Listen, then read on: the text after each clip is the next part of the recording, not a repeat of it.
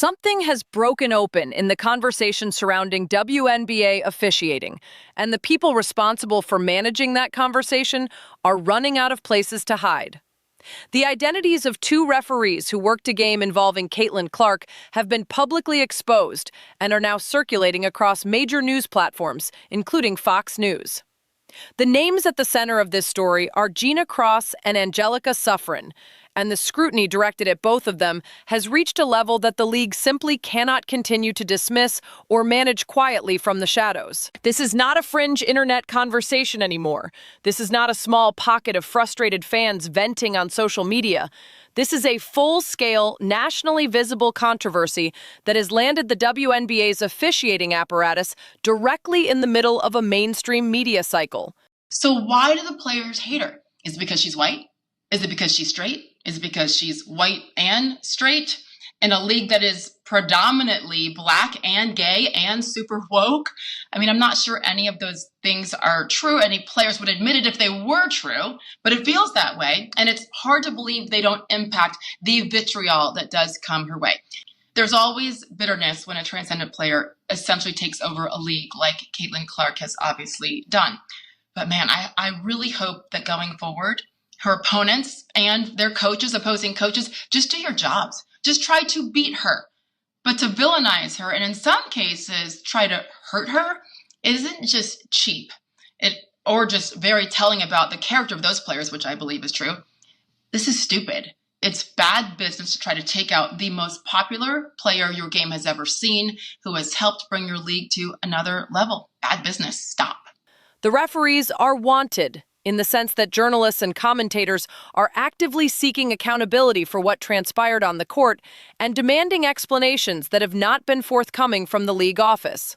Kathy Engelbert, the WNBA commissioner, has some very serious explaining to do. Let us be precise about what triggered this moment, because precision matters when the topic is this significant. During a game involving Caitlin Clark, referee Angelica Suffren was positioned with a direct and unobstructed line of sight to an incident in which Clark received what has been described as a fist to the throat.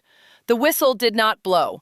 No foul was called. No stoppage occurred. The play continued as though nothing had happened, despite the fact that the official responsible for monitoring that exact area of the court was physically present and visibly positioned to observe the contact clearly. That is not a missed call in the ordinary sense. Missed calls happen in every sport at every level. Referees make mistakes. Angles are imperfect. Timing is difficult. Those realities are understood and accepted as part of competition. So when a player makes illegal contact, it's called a personal foul, which means this would be. So that's a personal foul. No, there is no foul.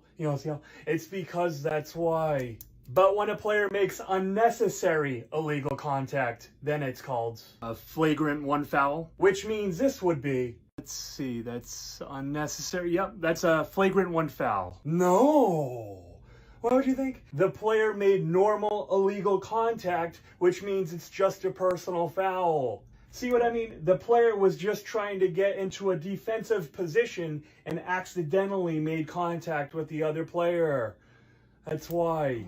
But when the illegal contact is unnecessary and excessive, then that would be a flagrant two foul, which means this would be. So that's unnecessary and excessive. That would be a flagrant two foul. No. Flagrant one foul? No. What is not accepted and what cannot be explained away as a simple error in judgment is a documented pattern of officiating failures that consistently involve the same player on the receiving end of unpenalized physical contact. When the pattern is this consistent, and when the officials involved can be identified and connected to prior controversial decisions involving the same player, the conversation moves from individual mistake to systemic concern. Angelica Suffren's name has been attached to this situation specifically, but Gina Cross is equally central to the story being told right now. Both referees have been identified by name and are now subjects of significant public attention and media reporting. You have to have a lot of passion for what you're doing, and it's totally true. And the reason is because it's so hard that if you don't, any rational person would give up. So if you don't love it, If you're not having fun doing it and you don't really love it, you're going to give up. And that's what happens to most people, actually. If you really look at the ones that... Their identities, previously known mostly within league and officiating circles, are now attached to a national conversation about whether the WNBA's officiating structure is equipped to fairly and consistently protect its players, and whether specific referees have demonstrated patterns of behavior that warrant formal investigation. The league is offered a one-game suspension in response to the broader incident involving the physical contact directed at Clark. 1 game. That number has been treated by commentators, analysts, former players, and fans alike as wholly inadequate, given the severity and the visibility of what occurred. Ladies, your thoughts just as the league continues to work through what many perceive as consistency issues, especially when it comes to games being officiated, Lisa? Well, officiating is tough. I don't know if anybody's ever even tried to officiate. It's not the easiest game. It's one of the most thankless jobs you can do. But in this particular situation, I thought that the last official should have been able to catch that. I was actually watching this game, and I was like, oh, wow, that was a bit much. So in that moment, I thought that the official missed the call. I'm not surprised that the league went back and fined Alyssa Thomas. But I think at the same time, it's tough to think that official would have missed that they didn't have a replay on it. That was tough to me. And I think overall, the league's got to do better. The officials have got to do better, but also players. Players have to clean it up. We used to play in a way that you protected one another. Yeah, I want to play physical. I want to play hard, but I'm not out here trying to hurt you. If I was out there for a loose ball and it was Renee down there, yeah, I'm going for the ball. But if I accidentally punched Renee or hit her in some kind of way, maybe the play goes on, but I help her up. I help her up. You know what I mean? Just out of the, like, dang, my bad. You know, so I think that part is important too, the reaction. Maybe if Alyssa Thomas would have even turned like, dang, my bad, I didn't mean to hit you like that. It's a different thing, but that's not what happened. And so I think that the league got it right. But I think overall, Coach Tibbetts is correct. Everything, consistency is important. It needs to be cleaned up for all players, regardless of what their accolades are. None of that part matters. It matters about protecting these players, no matter which team, which position, when they sub in, the start of the game to the end of the game. Every player deserves the same type of protection. 1 game communicates something very specific to the rest of the league about what the acceptable cost of targeting the sport's most prominent player actually is. And what it communicates is that the cost is minimal, negligible, manageable. That is not the message the league should be sending. But the officiating dimension of this story adds an entirely separate layer of institutional failure that exists independently of the suspension conversation. Because even if the physical discipline handed down to the player involved had been more substantial, the question of what the referees on the floor were doing, or more accurately what they were not doing, would remain entirely unresolved. Angelica Suffren had a clear view. The contact was visible.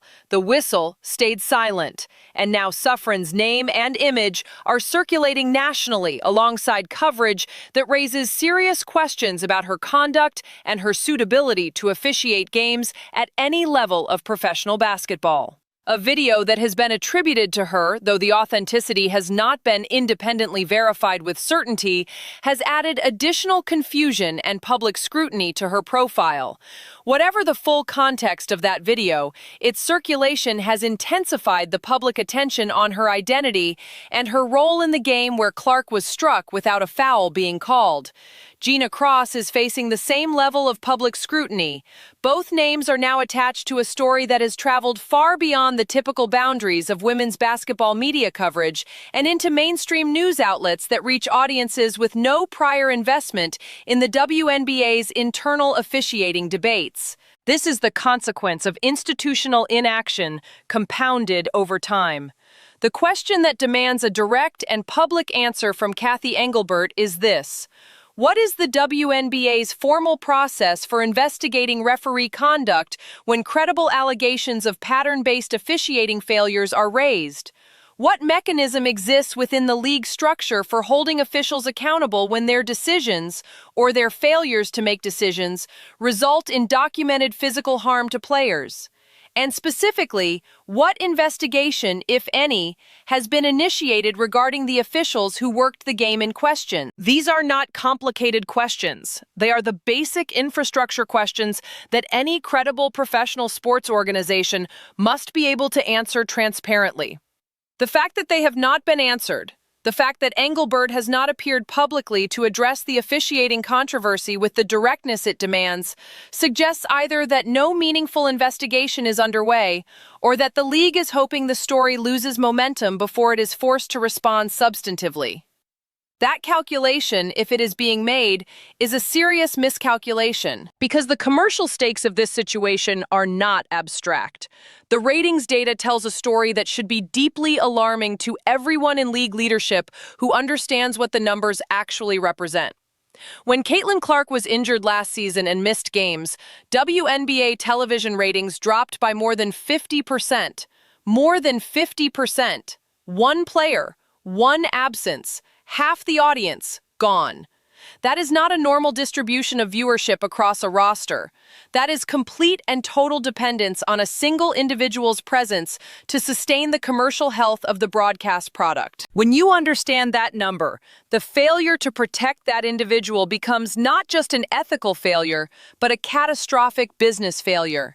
Every game in which Clark is subjected to unpenalized physical contact is a game in which the league is gambling with its own financial foundation. No, you know who's on here for the Indiana Fever? Allows targeting to continue without consequence is a roll of the dice with the commercial engine that is currently keeping this sport in front of a mass audience. For the WNBA and the referees responsible for making those calls in real time are central to that equation in a way that cannot be minimized or rationalized away. Gina Cross and Angelica Suffren are now public figures in a conversation they did not choose to enter on these terms. I'm not even really going to get into doing much about the game itself. Their identities are circulating across platforms. I mean, the summary, the short version, is Caitlin Clark and their specific roles in allowing that incident to pass without whistles, and then I think only 16 are all now for the part first of a half. documented public record that exists regardless of what the league says or does not say in response. Early in the third, she went out, and they're telling us it's her back, and she will not return. With the clarity and urgency it demands. She was similarly absent during the period following Nafisa Collier's public criticism of league leadership last season. It became a criticism that itself emerged from a situation involving the same player and the same pattern of physical targeting. It kept the mercury hanging around. The commissioner's public profile during periods of crisis has been notable primarily for its absence rather than its decisive engagement. That pattern of institutional retreat in the face of controversy is precisely what has allowed the officiating problem to escalate to its current level. And the league has to fix it. When questions about referee conduct are raised and left unanswered, when suspensions are issued that the public and the media immediately recognize as insufficient, this league needs when a the little officials pressure at the center of a nationally visible incident have their identities exposed without any corresponding accountability framework being communicated from the league, the vacuum fills itself with exactly the kind of chaotic and damaging coverage that is now playing out across mainstream platforms. The WNBA needed its officiating apparatus to be above reproach at this particular moment in its history. It needed its referees to be unimpeachable. It needed the structures around its most commercially significant player to reflect an understanding of what is at stake when she is on the floor and what is lost when she is not. The Phoenix Mercury won 5 games all year. They suck. And what it has instead is two referees whose names and identities are being discussed on Fox News in the context of a failure to call a foul sitting her out the last 2 minutes of the first quarter, sitting her out the last 2 minutes of the second quarter. Caitlin Clark was on a heater. This should have been another 30-point double-double or a 40-point game. But Stephanie White couldn't get her boneheaded ass out of the way, to issue along one-game with the suspensions thuggery when and the the brutal situation attack by demanded the something Phoenix far Mercury. more serious. This is disgusting. To leave officiating This questions is unanswered disgusting. when they Kelsey demanded Mitchell plays all transparent but 1 investigation. minute. All but 1 minute All of in those the first decisions half. stack on It's top 20 of each minutes other and a half. until the Kelsey weight Mitchell becomes plays visible 19. to everyone watching Caitlin from the Clark only outside. played The 14. visibility Like, is here what is now. going on? Fox News Why is not are a you platform benching that covers Caitlin Clark? WNBA You are officiating clearly trying to controversies minimize under her ordinary stats. circumstances. Caitlin Clark has 16 the fact points that and this like story 8 or has 9 migrated assists in there the first tells half. you precisely how 16 far points outside the and like normal 8 or 9 boundaries of assists sports in the media this first situation half. has traveled. She had 13 It in the tells first you that quarter. the audience All of a engaging sudden, with this we ran like controversy 5, is not 6 limited straight to plays dedicated through Kelsey Mitchell. WNBA followers. Ridiculous. It is the broader Ridiculous. sports watching watching and news-watching public that is now forming opinions about whether this league manages its responsibilities with integrity. Those opinions are being formed right now, in real time. And the league's response, or more accurately, its continued failure to respond with the urgency and transparency this moment demands, is actively shaping those opinions in a direction that serves nobody well. Kathy Engelbert has a choice to make.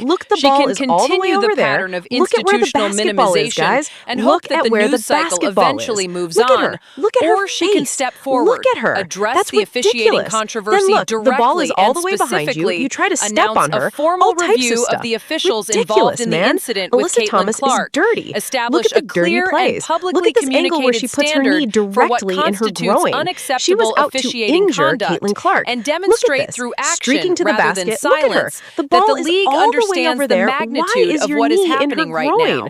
The second option is the only one that actually serves the league's long-term interest. The first option simply delays the reckoning while allowing the credibility damage to compound. Gina Cross and Angelica Suffren are on the news. Their names are attached to a story about a referee standing in direct proximity to a player being struck and choosing not to blow a whistle. That story is not going away because the league ignores it. That story expands in the absence of institutional accountability because nature abhors a vacuum and media coverage abhors unanswered questions even more. The commissioner needs to answer the questions. The officiating process needs to be examined with genuine transparency. The standard for protecting the league's most valuable player needs to be established clearly and enforced consistently. Because what the ratings data confirmed last season and what the current public attention on this story confirms right now is that the WNBA's window of mass commercial relevance is entirely contingent on Caitlin Clark's presence, health, and safety on the court. Every failure to protect that is a failure to protect the league itself. The referees have been identified. The incident is documented. The coverage is national. The commissioner's response, if it comes at all, is already overdue. This is the moment that defines whether the league's leadership understands what it actually has and what it stands to lose. Everything that follows will be shaped by what happens in the next few days. And right now, the clock is running.